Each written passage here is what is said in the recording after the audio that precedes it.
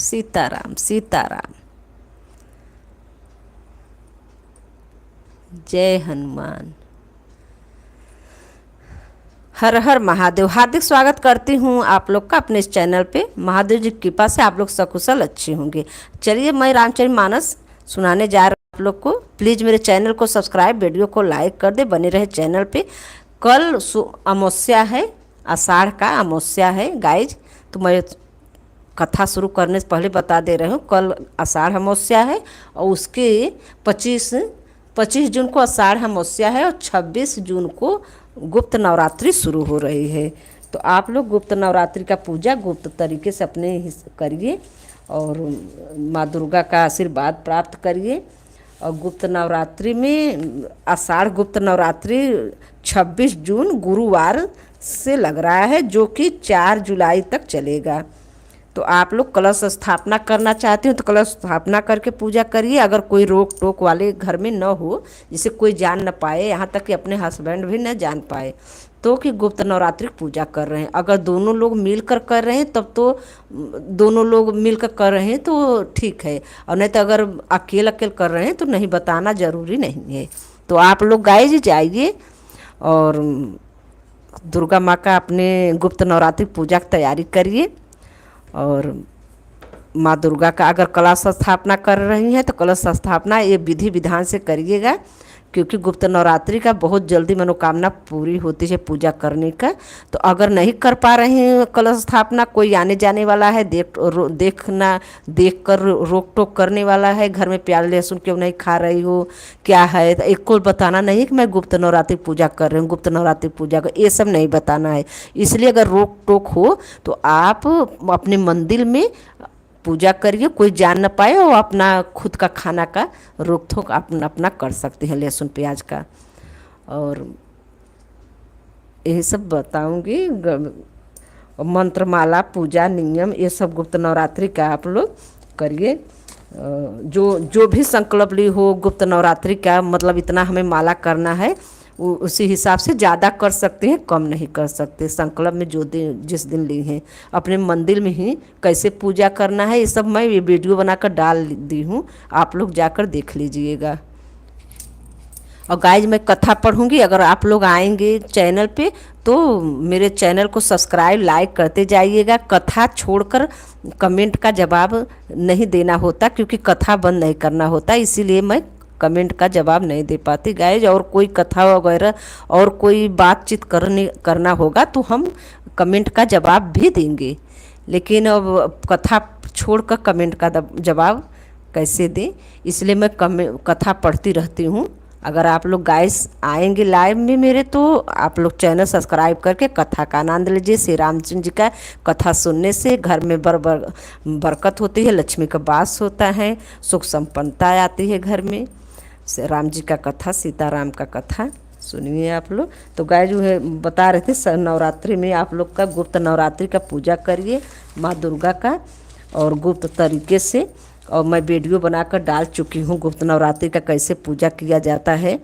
गुप्त नवरात्रि साधना और मनोकामना पूरी होती है, बाधाओं का नाश होता है गुप्त नवरात्रि पूजा करने से।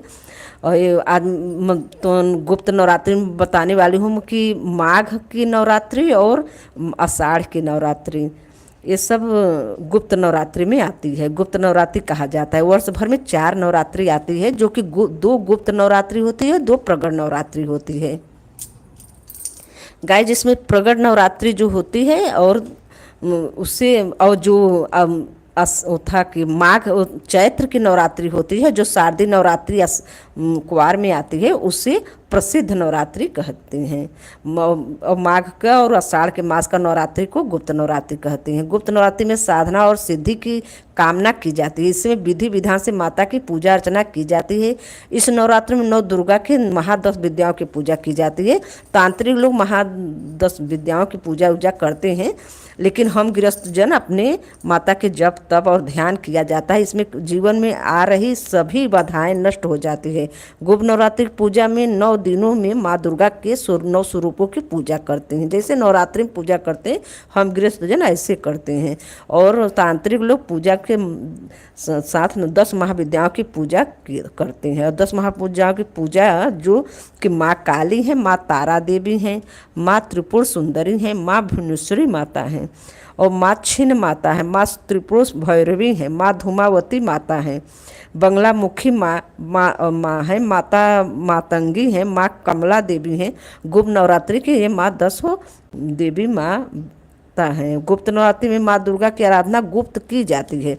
जो दिन में माँ की पूजा करते हैं, माँ शीघ्र ही प्रसन्न होती हैं गुप्त नवरात्रि में, और अब कोई जान न पाए। आप लोग फलाहार या निराहार रहकर भी व्रत कर सकते हैं, और बिना व्रत का भी आप कर सकते हैं पूजा।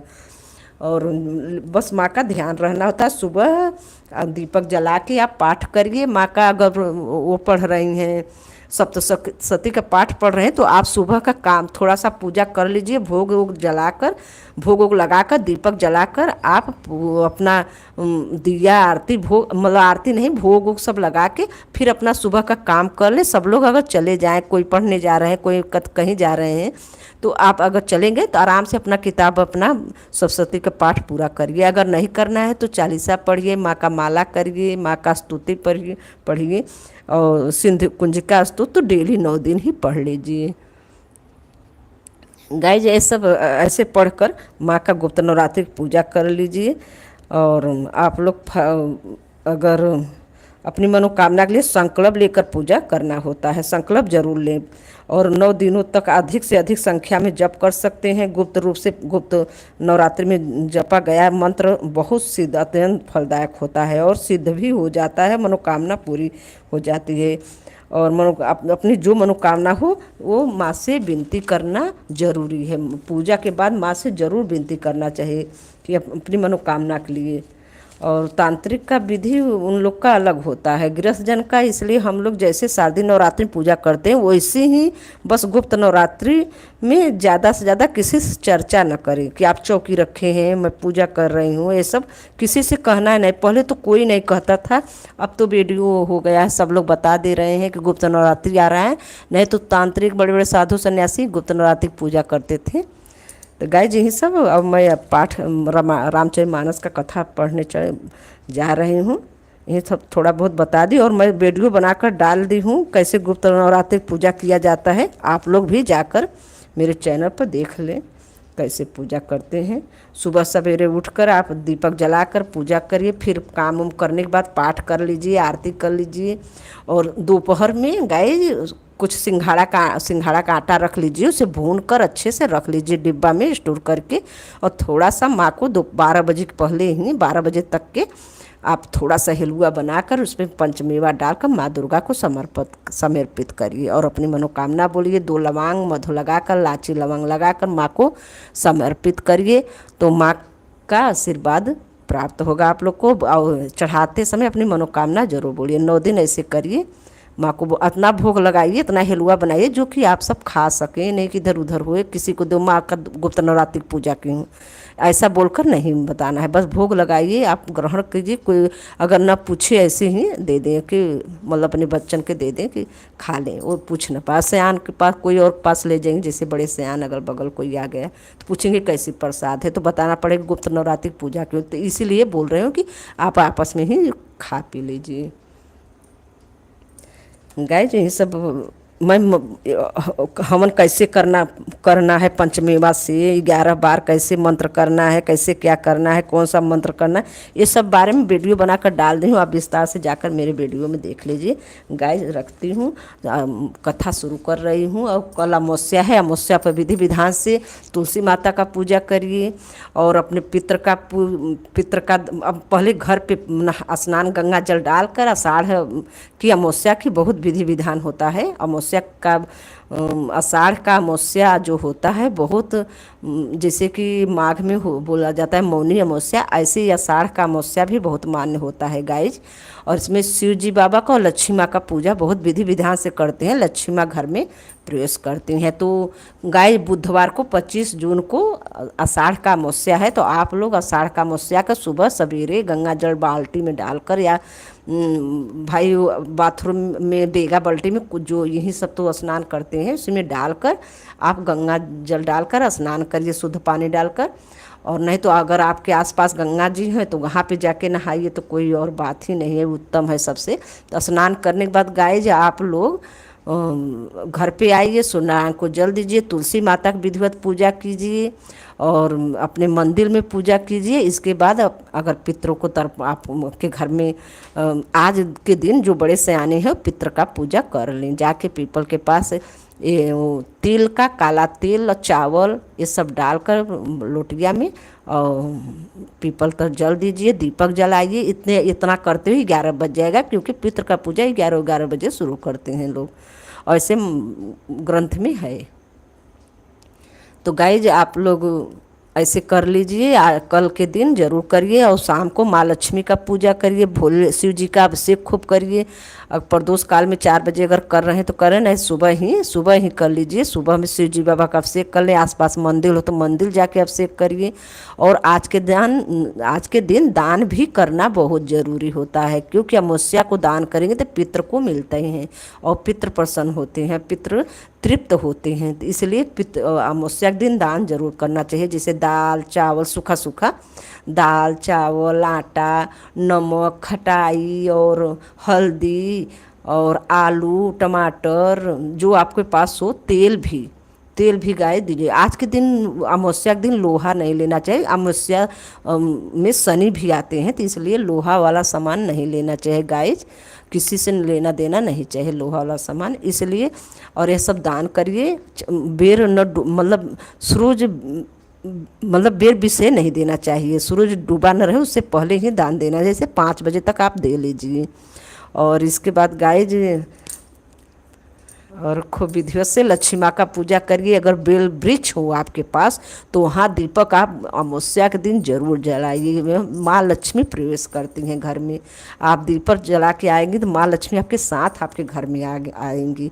और दरवाजे के पास जूता चप्पल मत रखिए, साइड में एक साइड रखिए और दरवाज़ा साफ़ सुथरा रखिए। खूब इत्र उत्र हो तो आप छिड़क दीजिए दरवाजे के अगल बगल, और झालर उलर दरवाजे पर लगाइए गाइज। ऐसे सब करने से छोटे छोटे पूजा पाठ करने से गाइज माँ लक्ष्मी प्रसन्न होती हैं। अमावस्या के दिन माँ लक्ष्मी को जरूर पूजा करना चाहिए, वो भी आषाढ़ के अमावस्या का मान बहुत ज़्यादा रहता है, कार्तिक का अमावस्या का मान रहता है दीपावली पे, और आषाढ़ का अमावस्या का भी बहुत मान रहता है गाइज। तो आप लोग ऐसे पूजा कर लीजिए। और अब मैं कथा पढ़ने जाऊंगी, तो अब चैनल सोच रही हूँ कितना हुआ, थोड़ा चेंज कर दूँ, फिर से शुरू कर दूँ। और गाइज यही सब बता रही हूँ, कब मेरा समय हो गया है। और गाइज अब आषाढ़ अमावस्या का पूजा कीजिए आप लोग। और आज के दिन अमावस्या के दिन गाय का भी चारा ओरा दीजिए। अगर आपके घर गाय है तब तो और अच्छा है, आप गाय को खूब चारा ओरा खिलाइए। गाय को आटा आटा में जो शक्कर मिलाकर वो ढूढ़ा से बनाकर खिलाइए, ये सब खिलाया जाता है। कौवा को भी चपोड़ कर, सरसों का तेल चपोड़ कर उसमें थोड़ा सा मीठा लगाकर आप छत पर रख दीजिए।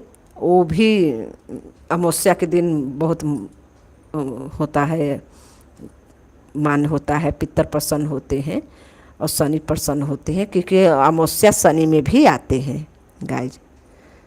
तो